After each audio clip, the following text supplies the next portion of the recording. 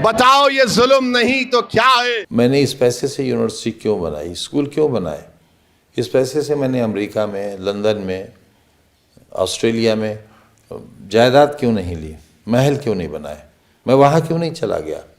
मैं पंक्चर जोड़ने वाले और बीड़ी बनाने वालों को, रिक्शा चलाने वालों को, उनके बच्चों के हाथों में कलम देकर साइंटिस्ट और डॉक्टर इंजीनियर बनाना चाहता हूँ।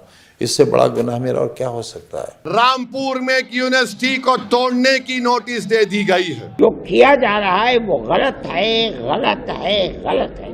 अगर उसके अंदर कोई चीज गलती की है भी, मान लीजिए, पहले तो सुप्रीम कोर्ट तक ये फैसला हो।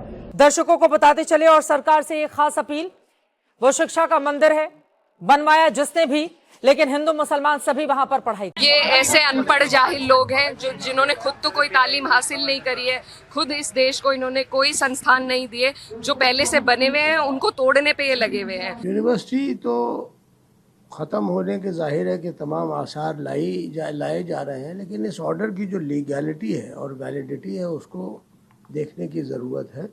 क्या जौहर यूनिवर्सिटी पर बिल्डोजर चलेगा? कानून का राज या राजनीतिक कार्रवाई?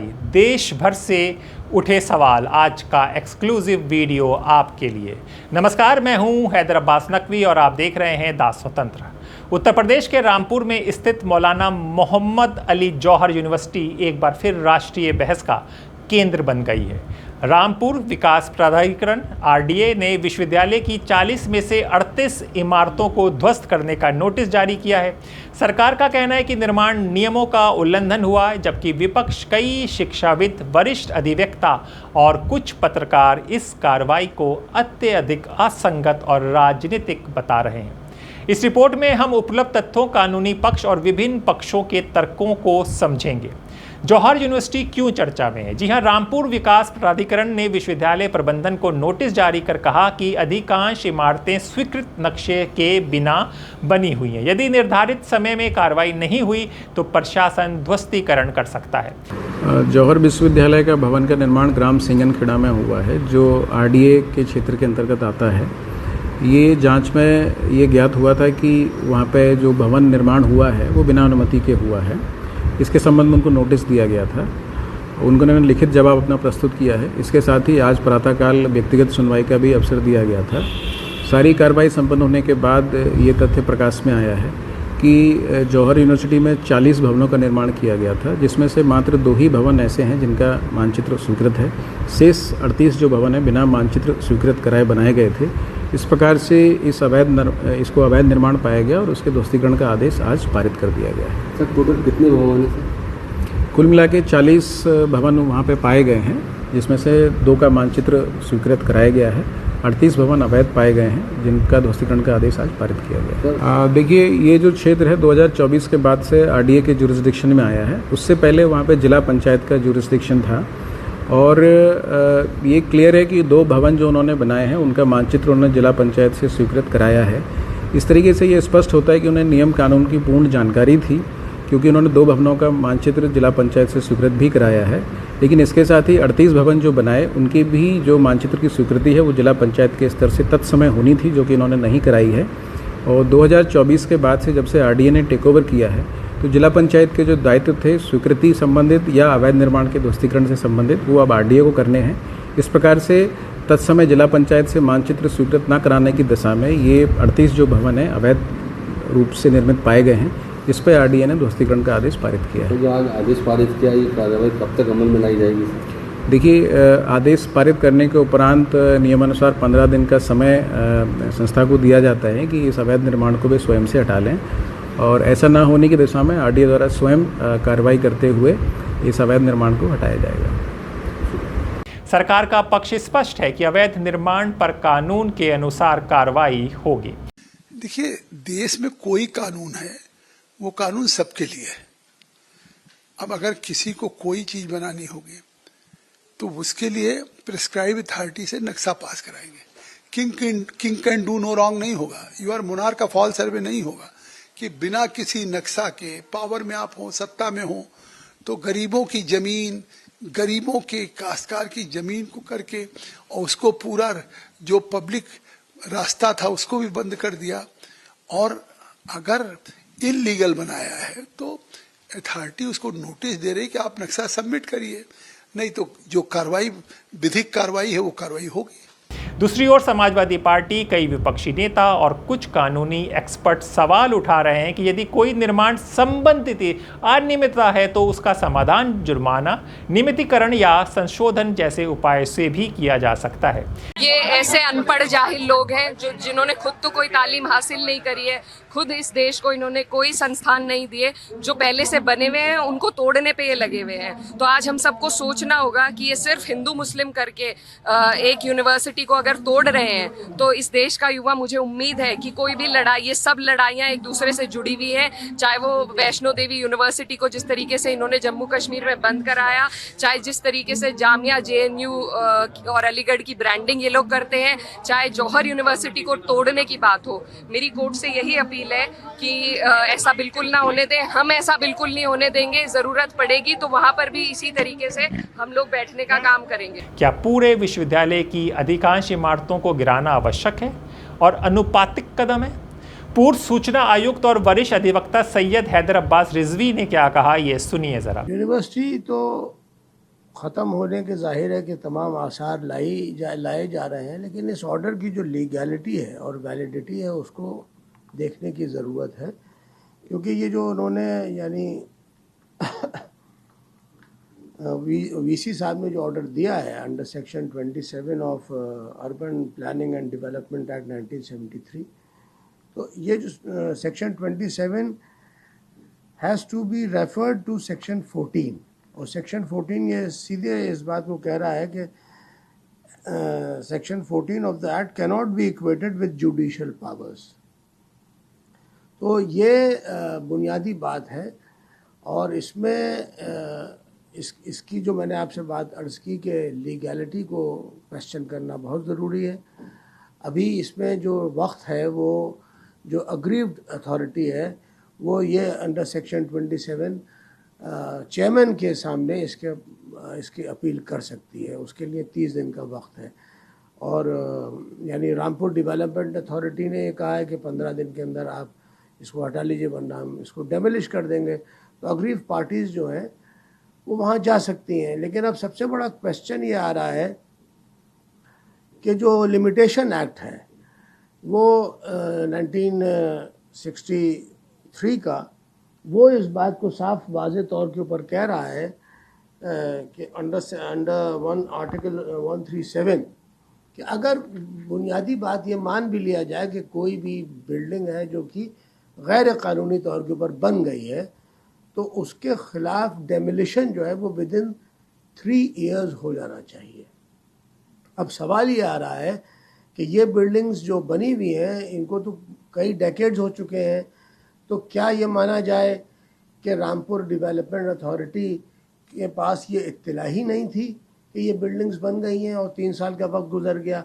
इवन लीगल एक्शन ऐसी बिल्डिंग्स के ख़िलाफ़ भी अगर लिया जाना होगा तो उसके लिए भी 12 साल का वक्त है, तो 12 साल का भी वक्त गुजर चुका है। अब क्वेश्चन ये है कि जिस वक्त ये तामीरात चल रही थी और ये बिल्डिंग्स थी, तो उस वक्त ये जो लैंड इन क्वेश्चन है वो urban development and planning and development act के अंदर आता ही नहीं था। उस वक्त वो आता था यूपी पंचायत राज एक्ट के अधीन आता था। तो अब सवाल ये आ रहा है कि यही जिसको आप कहते हैं कि कॉन्ट्रडिक्शन हो रहा है कि 40 बिल्डिंग्स में से आप 38 बिल्डिंग्स को इलीगल कह रहे हैं और 2 बिल्डिंग्स को आप लीगल कह रहे हैं। इसका मतलब ये है कि आपके पास इत्तला थी, तो जब आपके पास इत्तला थी तो आपने एक्शन क्यों कर नहीं लिया? तो ये वक्त यानी आपने 3 साल का गुजार दिया और 12 साल का जो लीगल एक्शन है वो भी आपने गुजार दिया। तो मैं समझता हूँ कि अग्रीव्ड जो पार्टी है उसको चेयरमैन साहब के पास जाना चाहिए और इसके ख़िलाफ़ अपील करनी चाहिए। पहला स्टेप यही होना चाहिए, फॉलोड बाय अगर वहाँ से रिलीफ नहीं मिलती है तो हाई कोर्ट से रुजू करना चाहिए। और मैं पूरे तौर पे उम्मीद करता हूँ, क्योंकि इतने टेक्निकल फ्लॉज इसमें हैं और लैक्यूनाज हैं, कि इस ऑर्डर को सेट असाइड कर दिया जाएगा। बिल्कुल ये ख़त्म हो जाएगी और तमाम तर बच्चे जो वहाँ के ऊपर इंजीनियरिंग के स्टूडेंट्स हैं, पैरामेडिकल के स्टूडेंट्स हैं, जो कुर्ब जवार से आते हैं, इंतहाई गरीब घरानों के आते हैं, आज़म खान साहब ने उनके लिए तमाम तर फैसिलिटीज़ कर रखी हैं। यानी उनका उनका तो दिल ये चाहता है कि वो सबको फ्री ऑफ कॉस्ट पढ़ा दें, और जो वहाँ की फैकल्टीज़ भी हैं वो भी, यानी आप समझ लीजिए कि उनको दीगर यूनिवर्सिटीज़ में हायर सैलरीज भी मिल सकती है, लेकिन आज़म साहब का खुलूस देख के वो यूनिवर्सिटी का एम्प्लॉयमेंट लेते हैं। तो ये पूरी यानी मुखलिसाना एक यूनिवर्सिटी जो है वो मुखलिस लोगों की, और यानी उसमें ये जो तामीरात हुई हैं आफ्टर ऑल ये कैबिनेट से अप्रूव्ड हुई हैं, यहाँ से हमारे यूपी असेंबली से अप्रूवल्स हुए हैं, नेताजी के नाम से वहाँ के ऊपर बिल्डिंग्स हैं। तो इस तरह की जो क्वेश्चन आ रहा है ये बहुत ही अफसोसनाक है। बिल्कुल सच है ये बात। हम उनके साथ कदम ब कदम रहे, और इस पूरी तहरीक में और यूनिवर्सिटी की तहरीक में भी जो भी यानी जिसको आप कहते हैं दामे दिरहमे कदम सुखन, वो हमारा यानी ताउन रहा, और जिस लायक भी थे वो करते रहे। आज भी यह है कि आज़म खां साहब ही नहीं, मिलियंस एंड मिलियंस ऑफ यानी लोगों के यानी अरमानों का सरचश्मा है जौहर यूनिवर्सिटी, और अगर इसको कोई ज़क आती है तो इसके बहुत यानी सिविलाइजेशनल इसके जो है वो नताइज होंगे, और बहुत यानी लोगों को बेपनाह यानी लोगों को तकलीफ़ होगी। अखिलेश जी इसमें बिल्कुल कदम ब कदम साथ में रहेंगे, और यानी अब तो नेताजी भी नहीं है तो आज़म खां साहब, और जैसा कि अखिलेश जी ने ख़ुद भी एक मरतबा कहा था कि आज़म खां साहब जो है वो एक छायादार यानी पेड़ है कि जिसकी कि यानी छाया से हर कोई मुस्तफ़ीद होता है। तो पार्टी भी उसी लाइंस पे खड़ी हुई है, और आज़म खां साहब जो हैं वो जनेश्वर मिश्रा जी भी नहीं रहे और नेताजी भी नहीं रहे, तो वही एक सर्वाइविंग जिसको आप कह सकते हैं कि फाउंडर ऑफ द पार्टी हैं, और उनकी यूनिवर्सिटी है तो पार्टी तो उसके लिए समाजवादी पार्टी जो है वो हर चंद कोशिश करेगी कि ये अज़ाइम जो हैं वो पूरे ना हो सके। जी हाँ, उन्होंने ईटीवी भारत से बातचीत में उत्तर प्रदेश के पूर्व सूचना आयुक्त एवं वरिष्ठ अधिवक्ता सैयद हैदर अब्बास रिजवी ने कई कानूनी प्रश्न उठाए। उनका कहना है कि यदि निर्माण वर्षों पहले हुआ था तो ये देखना जाना चाहिए कि संबंधित प्राधिकरण ने इतने वर्षों तक कार्रवाई क्यों नहीं की। उन्होंने ये भी कहा कि जब विश्वविद्यालय की अधिकांश इमारतें बनी थीं तब वो क्षेत्र पंचायत के अधीन था या नहीं, और वर्तमान शहरी विकास कानून किस सीमा तक लागू होता है, ये भी न्यायिक परीक्षण का विषय हो सकता है। रिजवी के अनुसार विश्वविद्यालय के पास पहले विकास प्राधिकरण के अध्यक्ष के समक्ष अपील करने और उसके बाद आवश्यकता पड़ने पर इलाहाबाद हाईकोर्ट जाने का अधिकार है।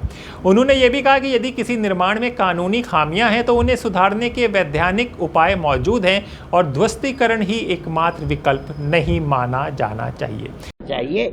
जो किया जा रहा है वो गलत है, गलत है, गलत है।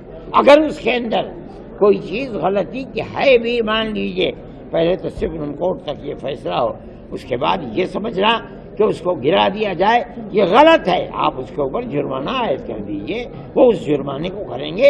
ये जुर्माना आयद करना ये भी गवर्नमेंट का एक कानून है। अगर किसी ने अपने मकान या किसी बिल्डिंग या किसी इमारत के को गैर कानूनी तरीके पर बनाया है तो उसका सिर्फ एक सबब यही नहीं है कि आप उसे गिरा दें, जबकि हजारों लड़के उसके अंदर पढ़ते हैं और वो तालीम हासिल करते हैं, तो उसकी हिफाजत करनी चाहिए। अपने कानून की आप हिफाजत करते हुए आप उसके ऊपर जुर्माना आयद कर देंगे, हो सकता है, लेकिन आप उसको ये कह करके 38 इमारतों को हजारों करोड़ के रुपये से बनी हुई उसको गिरा दें, ये गलत है। वही फिरका परस्ती है, वही न।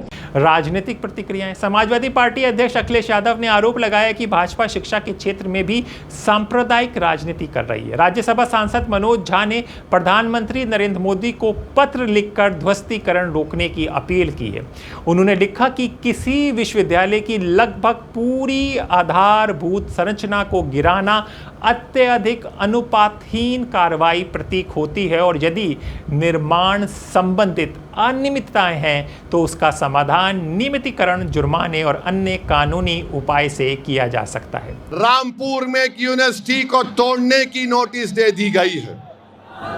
रामपुर में आप बताइए, क्या ये नहीं जानते कि उत्तर प्रदेश में कितने मुसलमान बच्चे ग्रेजुएट होते हैं?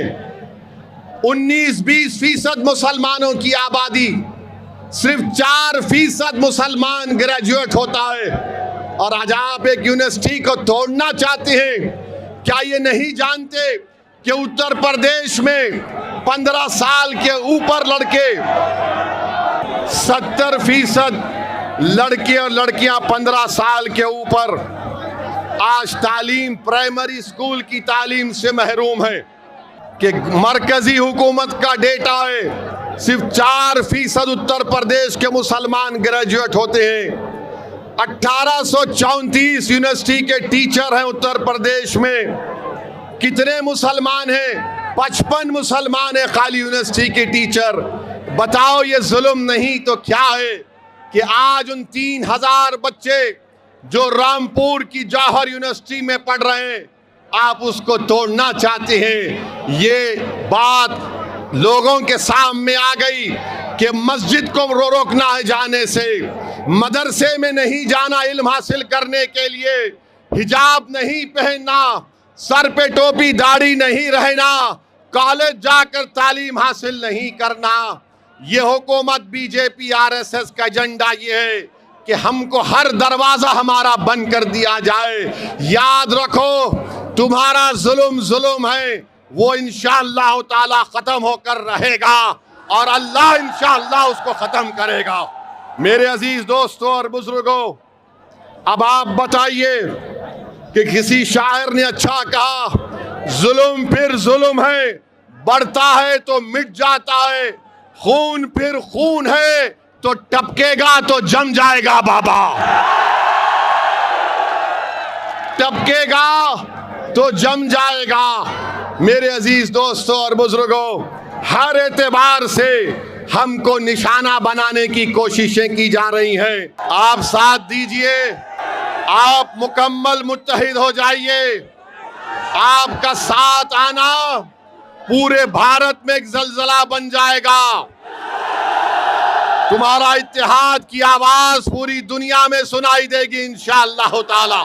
पत्रकार और बुद्धिजीवियों की राय समझ लीजिए। वरिष्ठ पत्रकार मोहम्मद वजीदुद्दीन अपने लेख do not bulldoze Jauhar university में लिखा कि किसी विश्वविद्यालय को उसके संस्थापक के कथित मामलों के आधार पर दंडित नहीं किया जाना चाहिए। इनके संस्थापक आज़म खान साहब हैं, आप उनके बारे में भी सुनेंगे, हमने उनकी बाइटें लगाएंगे जो उन्होंने कपिल सिब्बल के शो में कहा था। उनके अनुसार विश्वविद्यालय केवल इमारतों का समूह नहीं होता, बल्कि हज़ारों छात्रों, शिक्षकों और कर्मचारियों का भविष्य होता है। यदि कोई कानूनी कमी है तो उसे कानून के दायरे में सुधारना चाहिए, ना कि पूरे संस्थान को समाप्त करने की दिशा में बढ़ना चाहिए। भारतीय जनता पार्टी की सरकार है और ये तो बुलडोजर वाली सरकार है। ये तो हमारे छात्रों के भविष्य में बुलडोजर चलाने का काम कर रही है। ये तो किसी पे भी बुलडोजर चला सकती है। लेकिन असल बात तो ये है, जब राम मंदिर में इतनी बड़ी चोरी हो गई तो वहाँ पे इनका बुलडोजर थक गया है। तो आखिरकार ये बुलडोजर क्यों थक गया है, सवाल इस बात का है। दोस्तों, यहाँ पर हम आपको बता दें कि मेन स्ट्रीम मीडिया, गोदी मीडिया जिसे कहते हैं, वहाँ की एंकर ने भी इस पर सवाल उठाया है। चित्रा त्रिपाठी ने सवाल उठाया है।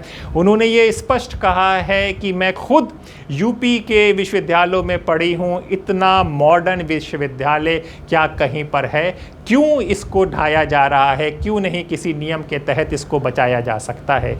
यानी कि जब शिक्षा पर सवाल आ रहे हैं, कल हमने देखा कि युवा भी सड़क पर थे, तो अब सब लोग आवाज़ उठाने लगे हैं। दर्शकों को बताते चले और सरकार से एक खास अपील, वो शिक्षा का मंदिर है, बनवाया जिसने भी, लेकिन हिंदू मुसलमान सभी वहां पर पढ़ाई, लैंड यूज चेंज करके या सरकार खुद अधिग्रहण करके या जैसे भी, जो भी बीच का रास्ता हो, क्योंकि किसी इमारत को गिरा देना बहुत आसान होता है, उसको बनाना उतना ही मुश्किल होता है। बीच का रास्ता निकाले सरकार, छात्रों के हित का ख्याल रखा जाए, सरकार खुद इंटरफेरेंस करके उस चीज को अपने हाथ में ले ले। लेकिन अगर इतनी बड़ी यूनिवर्सिटी पर बुलडोजर की कार्रवाई आप करेंगे तो यकीनन सरकार से यह सवाल पूछा जाएगा कि क्या ये जायज है। जी हाँ, सबसे पहले हम आपको ये बता दें कि मौलाना मोहम्मद अली जौहर कौन थे। मौलाना मोहम्मद अली जौहर भारत के स्वतंत्रता आंदोलन के प्रमुख नेताओं में थे। वो खिलाफत आंदोलन के प्रमुख चेहरों में रहे हैं और ब्रिटिश शासन के खिलाफ खुलकर आवाज़ उठाई है। ये हमारा बहुत ही अफसोसनाक और बहुत ही दुख भरी बात है कि देश में तालीम को आगे लाना है, तालीम को बढ़ाना है, बेटों को पढ़ाना है, बेटियों को पढ़ाना है, एजुकेशन को आम करना है। एक ऐसे मौके पर ये बात आ रही है कि रामपुर के अंदर रामपुर डेवलपमेंट अथॉरिटी ने वहां की एक जौहर मौलाना मोहम्मद अली जौहर यूनिवर्सिटी को नोटिस दिया है। कितनी शर्म की बात है। हम ये नहीं कहते कि वहां जो बिल्डिंग्स हैं उनको कानून की पाबंदी नहीं करना चाहिए, हम ऐसा नहीं कहते, उनको कानून की पाबंदी करना चाहिए, लेकिन कानून की पाबंदी नहीं हुई, कंस्ट्रक्शन के अंदर परमिशंस नहीं लिए गए जैसे कि कहा जा रहा है, तो उसका हल ढूंढना चाहिए ना। उसका हल यह है कि उनको पेनाल्टी दी जाए और वो पेनाल्टी वसूल की जाए। लेकिन डिमोलिशन की क्या बात है? ये तो आम जगह भी नहीं होना चाहिए, लेकिन ये तो एक यूनिवर्सिटी कैंपस है। यूनिवर्सिटी कैंपस को ऐसी नोटिस देना ये बिल्कुल बहुत गलत बात है। ये एक जुल्म है, एक गलत बात है। अलबत्ता जो यूनिवर्सिटी के कार्रवाई के अंदर जो कंस्ट्रक्शंस हुए हैं उसको रेगुलराइज कर लिया जाए, उसको पेनाल्टीज देकर उसको सही कर लिया जाए, उसको कानून के मुताबिक बना लिया जाए। ये काम होना चाहिए। हम चाहते हैं कि वो जो ट्रस्ट के लोग हैं, यूनिवर्सिटी के लोग हैं, वो कोर्ट को जाएं और कोर्ट से उनको राहत मिले। लेकिन यूनिवर्सिटीज को भी अपनी सेल्फिश पॉलिटिक्स का टूल नहीं बनाना चाहिए। आपको पॉलिटिक्स करना है, पॉलिटिक्स कीजिए, लेकिन अपनी पॉलिटिक्स के लिए यूनिवर्सिटीज को तबाह करना ये बहुत ही गैर दानिशमंदाना और बहुत ही गलत काम है जो हो रहा है। 1930 में लंदन में आयोजित गोलमेज सम्मेलन के दौरान उन्होंने ब्रिटिश शासन से कहा था कि यदि भारत को आज़ादी नहीं देते हो तो उन्हें वहीं कब्र दे दी जाए। उनके निधन के बाद उन्हें यरूशलेम में अल अक्सा परिसर अक्सा प्रिसनेट के भीतर दफनाया गया। ऐतिहासिक विवरणों के अनुसार उन्हें फ़िलिस्तीन के समर्थन और उनके योगदान के सम्मान में वहां दफनाया गया था। सबसे बड़ा सवाल, क्या किसी निर्माण संबंधित विवाद का समाधान केवल बुलडोज़र है? देखिए, सुनने में आया है कि जो 40 बिल्डिंगें हैं उसमें से 38 बिल्डिंगों को धराशायी करने का आदेश आया। हम आदरणीय मुख्यमंत्री जी से कहना चाहते हैं कि आप ये बुलडोज़र की कार्रवाई से लोग थक चुके हैं। आप डायनामाइट लगा के पूरी यूनिवर्सिटी का जो कैंपस है उसको उड़ा दीजिए, बात ही ख़त्म हो जाए। या अगर एयरफोर्स का इस्तेमाल कर सकते हैं ऊपर से बॉम्बिंग करके, तो ऐसा कर दीजिए। भाई, ना आप धर्म का मंदिर छोड़ रहे हैं, धर्म का मंदिर लुट गया, शिक्षा का मंदिर लुट रहा है। जब धर्म का मंदिर नहीं बचा, शिक्षा के मंदिर का क्या महत्व है इस मुख्यमंत्री के लिए? तो सीधी सीधी बात है आदरणीय मुख्यमंत्री जी, मठ के जितने भी नक्शे हैं उसको ठीक करा लीजिए, जितनी बिल्डिंगें हैं उसका नक्शा ठीक करा के रखिएगा, और अपने एमएलएस का एक बैठक बुलाइए कि जहाँ जहाँ भी उनकी प्रॉपर्टीज़ हैं उसका नक्शा, सांसदों का नक्शा, डिप्टी चीफ मिनिस्टर की बड़ी बड़ी जो प्रॉपर्टीज़ हैं लखनऊ में उनका नक्शा, ये सब ठीक कराइए। क्योंकि जो आप समाजवादी पार्टी को माननीय अखिलेश यादव जी को सिखा रहे हैं, जो कि हमारे आदर्शों में नहीं था, माननीय नेता मरहूम मुलायम सिंह यादव जी ने कभी बदले की कार्रवाई नहीं करी, आदरणीय अखिलेश जी ने कार्रवाई नहीं करी कभी। लेकिन जो आप सिखा रहे हैं इसको हम बोलने वाले लोग नहीं हैं। तो जो कुछ हुआ है जौहर विश्वविद्यालय में, महान स्वतंत्रता संग्राम क्रांतिकारी मौलाना मोहम्मद अली जौहर के नाम पर ये विश्वविद्यालय बना था। 2500 बच्चे जिनका कल भारत का भविष्य है, वो अब वो अंधकार में है। तो ना धर्म का मंदिर बचा, ना शिक्षा का मंदिर बचा। या फिर कानून के दायरे में नियमितीकरण, जुर्माना और न्यायिक प्रक्रिया जैसे विकल्प पहले अपनाए जाने चाहिए। इस प्रश्न का अंतिम उत्तर अदालत, सक्षम कानूनी संस्थान, प्रक्रिया से ही तय होगा। लेकिन ये साफ साफ माना जा रहा है कि मोहम्मद अली जौहर मुसलमान, आज़म खान मुसलमान, और किस तरह से उत्तर प्रदेश में मुसलमानों के साथ न्याय हो रहा है ये आप सब जानते हैं। तो ये क्या उसी के चलते हो रहा है, ये भी आवाज़ उठ रही है। दोस्तों, लोकतंत्र में किसी भी सरकारी कार्रवाई की वैधता का अंतिम परीक्षण न्यायपालिका करती है। इसलिए इस पूरे विवाद का निष्कर्ष भी न्यायिक प्रक्रिया और उपलब्ध साक्ष्यों के आधार पर ही सामने आएगा। आपकी राय क्या है? क्या विश्वविद्यालय जैसे शैक्षणिक संस्थानों के मामले में ध्वस्तीकरण अंतिम विकल्प होना चाहिए या पहले अन्य कानूनी उपाय अपनाए जाने चाहिए? तो हमारे साथ तो कुछ ऐसा हुआ है जो शायद मुग़लों के ज़माने में भी नहीं हुआ। अंग्रेज़ों ने किए जुल्म, शायद उससे कुछ मिलते जुलते या उससे बढ़कर हमने भी किए, लेकिन क़ैद में उन्होंने इतनी तकलीफ़ें नहीं दी होंगी जितनी तकलीफ़ें हमें दी, और नाजियों की जेल में भी शायद वो। मुझे समझ नहीं आए कि आप देखिए, चलिए ये जो इल्ज़ामात आपके ऊपर लगे हुए हैं, ये कोई रिश्वत का नहीं है, कुछ को मर्डर नहीं है, इसमें 120B है, इसमें कोई आप मैंने आज तक कोई जानवर हलाल नहीं किया, बकरा भी हलाल नहीं किया, मुझसे होता ही नहीं, मुर्ग हलाल नहीं किया, खा तो लेता हूँ। तो कहने का मतलब यह है कि अगर यही स्थिति है तो आपको किस किस्म की जेल में रखा गया? साहब, मुझे जेल में तो रखा ही नहीं, मुझे तो फांसी घर में रखा था। अच्छा, जहाँ फांसी दी जाती थी अंग्रेज़ों के ज़माने में। ये ख़ास मोहब्बत आपसे साथ क्योंकि ऐसी जगह आपको रखें, कोई बात तो होगी ना? आप क्योंकि एक बड़े मुस्लिम लीडर हैं, इसलिए आपको ख़त्म। मेरे दामन पर कोई दाग नहीं है, यही मेरा गुनाह है। मैंने इस पैसे से यूनिवर्सिटी क्यों बनाई, स्कूल क्यों बनाए? इस पैसे से मैंने अमेरिका में, लंदन में, ऑस्ट्रेलिया में जायदाद क्यों नहीं ली, महल क्यों नहीं बनाए, मैं वहाँ क्यों नहीं चला गया? मैं पंक्चर जोड़ने वाले और बीड़ी बनाने वालों को, रिक्शा चलाने वालों को, उनके बच्चों के हाथों में कलम देकर साइंटिस्ट और डॉक्टर इंजीनियर बनाना चाहता हूँ। इससे बड़ा गुनाह मेरा और क्या हो सकता है? जहाँ बेटी पढ़ाओ, बेटी बचाओ का नारा दिया गया हो और बेटियों का स्कूल खाली करा लिया जाए, तो जाहिर है मेरा गुनाह तो है। मैं प्राइमरी स्कूल, सरकारी स्कूल की फ़ीस लेकर CBSE बोर्ड की डिग्री और सर्टिफिकेट देता था। मेरे स्कूलों का रिज़ल्ट सेंट मैरी और मोदी और दूसरे स्कूलों से बेहतर होता था। टॉपर्स मेरे यहाँ के ये ठेला चलाने वाले, रेहड़ी लगाने वाले, फल बेचने वाले के बच्चे और बच्चियों के होते थे।